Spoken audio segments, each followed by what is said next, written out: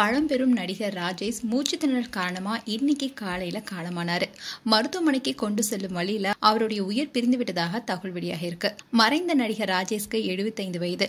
1949 December 20 மன்னார்குடியில பிறந்த Rajesh Williams K Balachander இயக்கத்துல 1974 வெளியான அவள் ஒரு தொடர்கை படத்தின் மூலமா அறிமுகமானாரு. அந்த படத்துல சின்ன கேரக்டர் நடித்த ராஜேஷ்க்கு 1979 வெளியான கன்னி பருவத்திலே படத்துல ஹீரோவா நடிக்கிற வாய்ப்பு கிடைச்சது. இதை தொடர்ந்து 1983 ஜோன் சில்வியா என்பவரை திருமணம் செஞ்சுக்கிட்டாரு.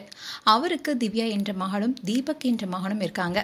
2012 ஆகஸ்ட் 6 உடல்நலக்குறைவு காரணமா ராஜேஷுடைய மனைவி உயிரிழந்தாங்க.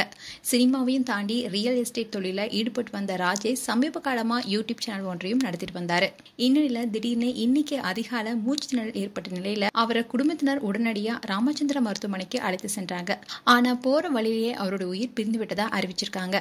பாக்யராஜுடைய அந்த 7 நாட்கள், கமல்ஹாசனுடன் சத்யா, மகாநதி, விருமாண்டி போன்ற பல படங்கள சிறப்பான நடிப்பை வெளிப்படுத்தியவர் தான் ராஜேஷ். அவருடைய மறைவு செய்தி தமிழ் திரையுலகிற்கு பேர் அதிர்ச்சியை உண்டாக்கியிருக்கு. மேலும் இதை அறிந்த பிரபலங்கள் பலரும் அவருக்கு ஆழ்ந்த இரங்கலை தெரிவிச்சிட்டு வராங்க. மேலும் ராஜேஷ் குறித்து உங்களுடைய கருத்துக்களை கமெண்ட் செக்ஷன்ல சொல்லுங்க. இது போன்ற வீடியோஸை பார்க்க நியூஸ் தமிழ் கிளிட்ஸ் சேனலை சப்ஸ்கிரைப் பண்ணுங்க. மறக்காம நோட்டிபிகேஷன் பட்டனை கிளிக் பண்ணுங்க.